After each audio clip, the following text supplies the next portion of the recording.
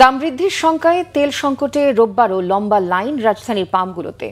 সরবরাহ না থাকায় তেল বিক্রি বন্ধ বেশ কিছু পাম্পে। সংশ্লিষ্টরা বলছেন, দুদিন তেলের ডিপো বন্ধ থাকায় এবং দাম বৃদ্ধির ভয়ে গ্রাহকদের তেল কেনার প্রবণতা বেড়েছে।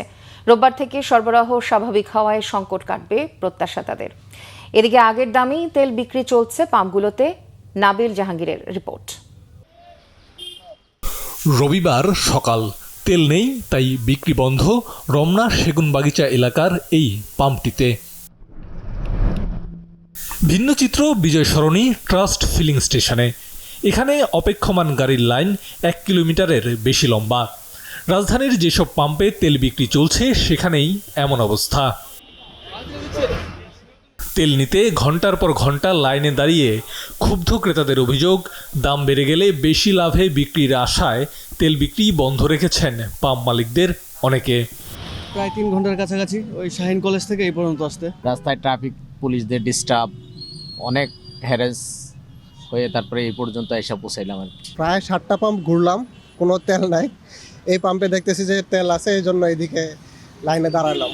রিজার্ভে আছে গাড়ি, জানি না অফিসে যাইতে পারবো কিনা বা অফিস থেকে বাসা পর্যন্ত যাইতে পারবো কিনা। যে জায়গায় ভাড়া নিয়ে গেছি, ট্রিপ নিয়ে গেছি, সেই জায়গায় একই অবস্থা। কোনো পাম্পে আপনার তেল নাই, তেল আছে কিন্তু বন্ধ দিতেছে না। এদিকে পাম্প সংশ্লিষ্টরা বলছেন, ছুটির দিনে তেলের ডিপো বন্ধ থাকা অবস্থায় দাম বৃদ্ধির আশঙ্কায় তেল কেনা বেড়েছে, দেখা দিয়েছে সংকট। গত 2 দিন ডিপো বন্ধ থাকার কারণে এবং গাড়ির প্রচণ্ড চাপ থাকার কারণে আমাদের সরবরাহ কিছুটা বিঘ্নিত হয়েছে। আজকে আমরা অ্যাভেলেবেল তেল পাচ্ছি, সরকারের নীতিমালা অনুযায়ী আমরা তেল দিতেছি।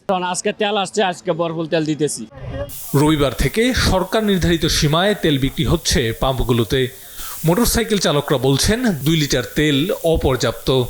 তো আমাদের 1 লিটার তেল দিয়ে 30 কিলোমিটার যায়। আমরা প্রায় 100 কিলোর উপরে রাইড শেয়ার করি। প্রায় 400-500 টাকার তেল লাগে। বিশ্ববাজারে তেলের দাম বাড়লেও পাম্প ও স্টেশনগুলোতে সরকার নির্ধারিত মূল্যে আগের দামেই তেল বিক্রি হচ্ছে।